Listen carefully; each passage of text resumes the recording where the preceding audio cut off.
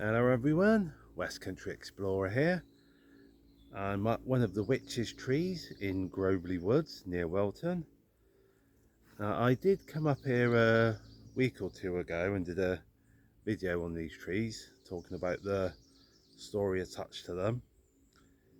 For those of you that don't know the story, basically in 1737 there was an outbreak of smallpox in the nearby village of Wilton. Well, I suppose it's more of a town. But anyway, there were these four Danish sisters by the surname of Hansel that had moved to the area around about that time. And when the outbreak happened, they were accused of causing the outbreak. They were accused of being witches and also in league with the devil. And the villagers dragged them up to the woods, murdered them, buried them here. And where they were buried, trees have grown on the site. Hence the reason why they're referred to as the witches' trees. Now, when I learnt about this story, I was intrigued to know a bit more about the Hansel sisters. I wanted to know their backstory. Why all four of them wanted to move to Wilton. Did they move here by themselves, or did they come with family? They were not parents, were they married? Did they have children? I just wanted to try and find out a bit more about their backstories. So one of the things I did was I emailed Wiltshire Library to see if they had any sort of books or anything like that relating to the smallpox outbreak, about the trees, anything that might shed light on who these Hansel sisters are and sort of help me to get to know a bit more about their backstory. Nice lady called Rosie emailed me back. She said you couldn't find out much and that, but there was one little nugget of information that she was able to give me that really sort of changed the direction that my research was going in. Because there's this one book, it's to do with the history of Wilton, and there was a paragraph in it that said that one of the earliest victims of the smallpox outbreak in 1737, one of the first victims of it, was a gentleman from Westbury by the name of Samuel Sly, and it was believed that he was possibly the one that caused the outbreak of smallpox. So basically this source is saying the outbreak wasn't caused by four Danish sisters by the surname of Hansel. It was saying that it was possibly caused by a gentleman from Westbury. So one of the first things I did was I got onto the website ancestry.co.uk and started to sort of have a bit of a dig around to see if I could find anything about this Samuel Sly. Now, I have found an entry in the sort of death register book, not sure what you'd officially call it, but I have found an entry for his death in Wilton. So I've got concrete proof of this Samuel Sly does actually exist. I think it was like around about June, July time in 1737 that he died. But the thing is, it doesn't give his age. It doesn't, the snippet of information I found doesn't tell me how old he was when he died. So that means I don't know the exact year that he would have been born. So when it came to looking for like a sort of birth, like registry of birth over in Westbury, I didn't have the luxury of knowing the sort of pretty much an exact year to look. So I had to have a bit of a guess sort of when it was a bit more of a wider search area. So I'm allowing myself to be slightly distracted by the noise of that helicopter overhead. So yeah, so I just had to do a general search for sort of births registered in Westbury for a Samuel Sly. rather than being able to look for a specific year in that. But I have found one entry that might possibly be the Samuel Sly that I'm interested in. There was a Samuel Sly that was christened in Westbury on the 6th of November 1698. And now if that is the same Samuel Sly that is connected to Wiltshire, to Wilton and the smallpox outbreak, that would put him in his late 30s when he died.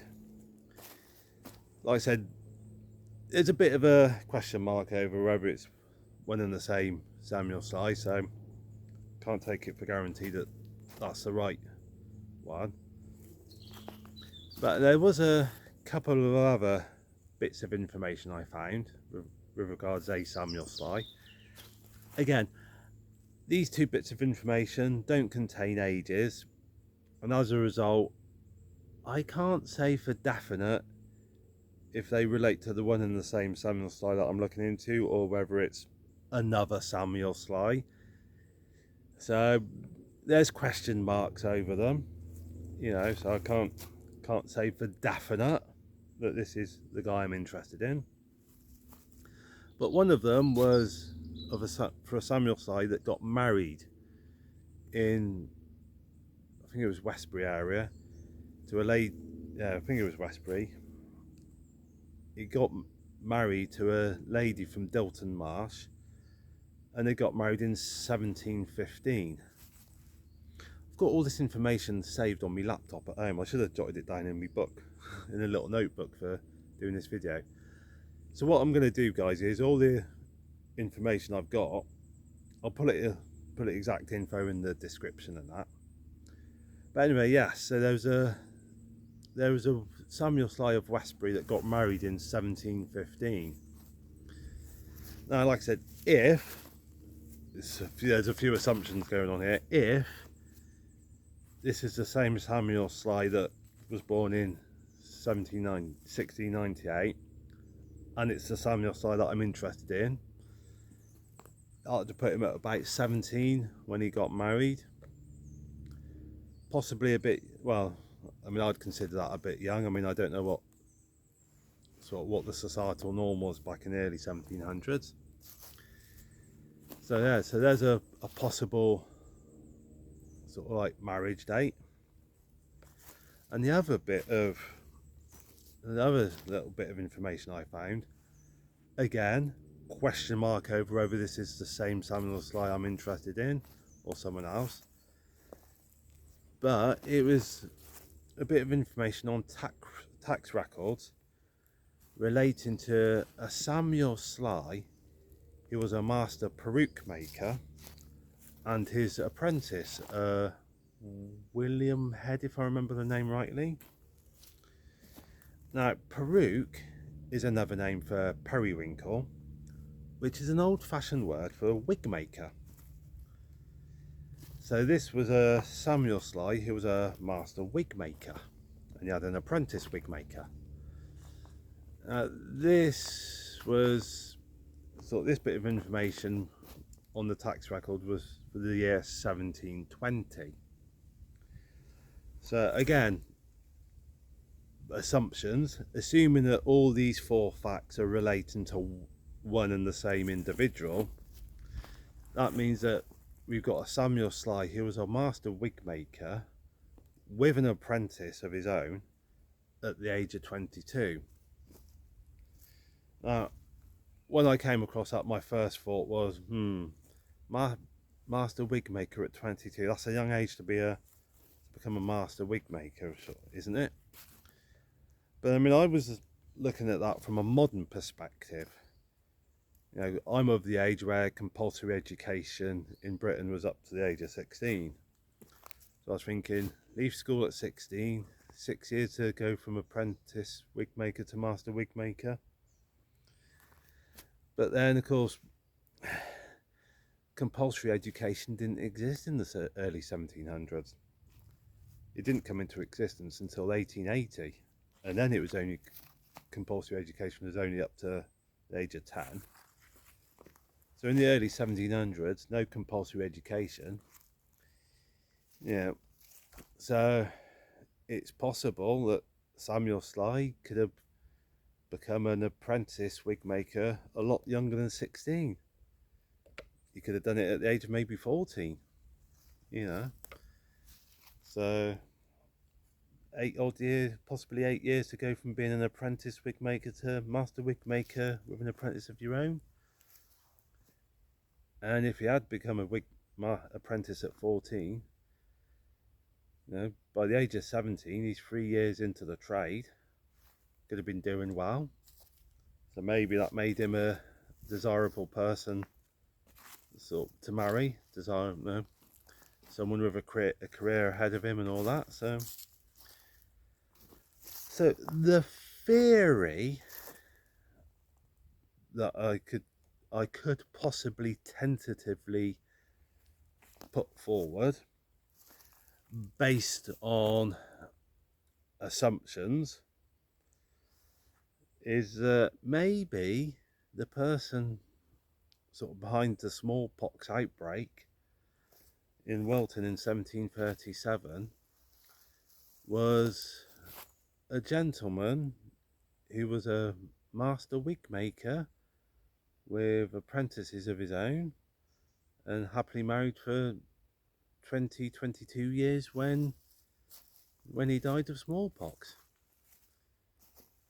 So maybe it was a master wig maker rather than 4 Danish sisters that is to blame for the smallpox outbreak. Now, like I said, there's a lot of assumptions going on here because I've only got 4 definite facts. There's a Samuel Sly that was born in 1698. There's a Samuel Sly married 1715. A Samuel Sly that was a master wig maker in 1720. And the only fact that I can definitely 100% guaranteed connect to this story of the smallpox outbreak is the Samuel Sly that died in 1737. The other 3 facts, I don't know for definite if they're connected to this story. Now, they're facts, but are they connected together? At this point in time, I don't know. All I've got is the assumptions that they might be relating to one and the same person. But anyway, yeah, so there's a source out there that says it was Samuel Sly that caused the outbreak, not the 4 Hansel sisters, as per the folk stories. So there you go. Next time you hear about the Hansel sisters being murdered in Grovely Woods because they were accused of causing the outbreak, you can say to yourself, well, was it them or was it Samuel Sly? I'm going to carry on doing my research because I want to see if I can connect these 4 facts together. Well, I want to see if they are connected together. And I also want to try and find out more about these Hansel sisters. Because at the time of recording, I still haven't got a Scooby-Doo who they were or anything about them, I still want to know why they moved to Wilton and if they had a family or families of their own or anything like that, because I'm still intrigued to know more about them. And considering the fact that it was possibly a Westbury gentleman that caused the outbreak of smallpox, how is it that 4 Danish sisters ended up being blamed for it? So yes, my research so far has thrown up a possible explanation as to who it was that caused the outbreak, but it also raises some more questions and all the rest. So anyway, that's where my research has got me so far. Thought I'd do a little video letting you all know where I'm up to. Guys, thank you for watching. I hope you found this interesting, this little video. And like I said, when I've got a bit more information, when I've got a bit more of a concrete story, I'll do another update video. So when that'll be, I don't know. But anyway, keep your eyes open, because hopefully I'll be able to find out more. But in the meantime, guys, the usual, stay safe, take care, God bless.